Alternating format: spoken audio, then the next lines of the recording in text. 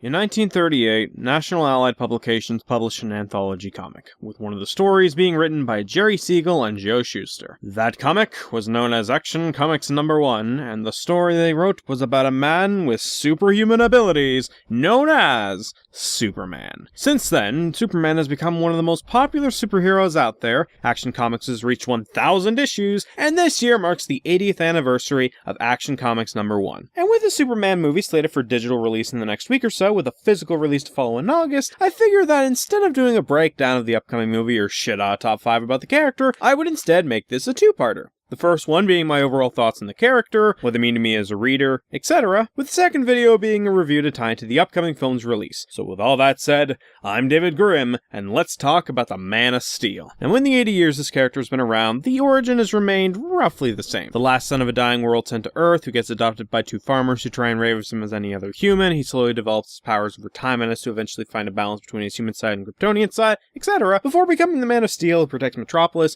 and eventually the world from all sorts of threats. Granted, over time, more and more relatives started popping out of the woodwork, like his cousin Lara, but again, most of the origin thankfully remains unchanged over the 8 decades this character has been around. And even then, there has been a few reboots to remove characters like Lara from the equation to keep Clark Kent/Superman as the last son of Krypton. Now, my first experience with this character was not from the 90s show, despite being born in the 90s. In fact, my first experience with Superman, much like Batman, was in the 2000s Justice League cartoon. Yeah, I probably shouldn't have been watching it at that age since I was like 6 or 7 at the time, but it's not like I liked it for the story or anything. I probably just liked the pretty colors and superheroes stopping bad guys back then. Anyways, while watching Justice League, I like some of the characters, though not for the same reasons as I do now for obvious reasons, and Superman/Batman were two of my all-time favorites on the show.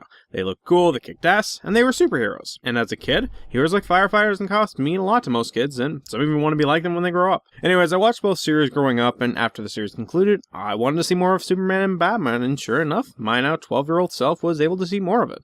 Well, more specifically Batman, since that IP got more shows/live-action movies than Superman by that point, but I did stumble across a show one day on the CW called Smallville, which I believe was in its 4th/5th season at that time, and I enjoyed it enough to want to keep watching. And after that, I saw the more Superman/Batman products when I had the time since, well, I was a kid/teenager back then and all that. So I saw the Richard Donner Superman movies, I saw Brainiac Attacks and Superman Unbound, Superman vs. the Elite, that was a really good one, and I even recall watching that Crypto the Superdog show back when it was on Kids WB, and yeah, that was definitely a good idea back then, and this totally doesn't hurt my eyes when I look at it now. Then again, one look at the comment section of a Superman vs. Goku video makes my eyes bleed, so I guess it could be worse. And on that note, that concludes my history with watching Superman on the small screen. Started with Justice League, and it made me a fan of both Superman and Batman, which, for the record, I don't prefer one over the other because they're both good in their own right. Now, Captain America vs. Iron Man in the MCU, I am Team Tony all the way. But enough about my history with the character. Now comes the question, why do I like Superman as a hero? Well, he is kind, he's heroic, and despite having the powers of a god on that planet, in his story, he doesn't think of himself as a god, but rather a human with super abilities protecting a planet and its people that he cares about in most stories. Granted, there are a lot of cases where the writers of Superman as a godlike figure or as an asshole, see Zack Snyder's interpretation or Frank Miller's interpretation past Dark Knight Returns, but there are a lot of cases where the writers put him through the ringer and or put his morals/ethics of being a hero into question. One of the best cases I can think of is the storyline where Superman deals with the group The Elite, who kill the criminals they go up against to try and save lives,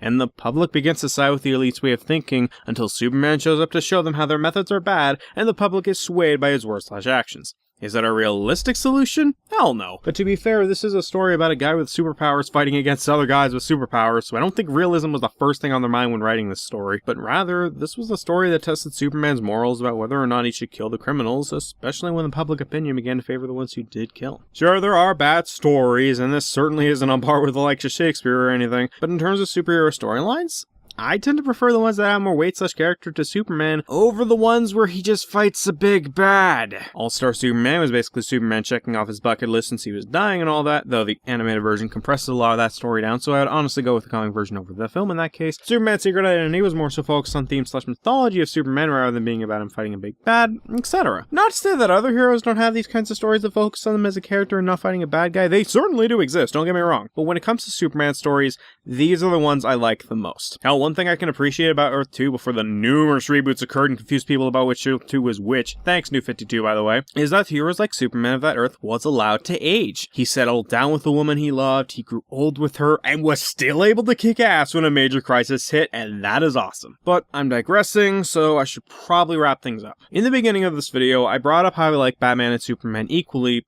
and there's a reason for that. Superman tells me as a reader that anyone can be a hero and do the right thing, no matter who you are, even if you're not a guy with special powers like Superman is, that there's always hope during the darkest of times, and that there's usually a way out that doesn't resort to violence, while Batman tells me as a reader that even if you grew up under nasty conditions, you can get out of that situation with enough work/help and become not only a better person, but also become an inspiration to those in similar situations they were once in, and that like Superman, there's always a spark of hope in the darkest of times. Granted, I didn't learn these from the comics, I learned these over the course of my life without comics, but it's what I interpret by reading their stories and or watching them on TV/film. And I think one of the reasons why a hero like Superman has stuck around for 80 years while others have either faded from the popular eye or got worse is because a character like Superman is still looked at as a symbol of peace/hope in the eyes of not only the public, but also those who read comics. Is it likely that another hero will take his place in the future? Sure. As time moves forward, things change. Maybe around the time of Superman's 100th anniversary, he'll also fade away from the popular eye. But until then, happy 80 years to the Man of Steel and all those who helped continue this character's story over the course of these 8 decades, which especially includes its original creators, Jerry Siegel and Joe Shuster. Even though they passed away 2 decades ago, their character still lives on, and that is great to see. But where there is life, there is also death. I'm sure some of you know where I'm going with this, but next time, for part 2 of this duology, I'm going to review what I deem as the worst Superman story I have ever seen. Until then, I'm David Grimm, and thank you for watching.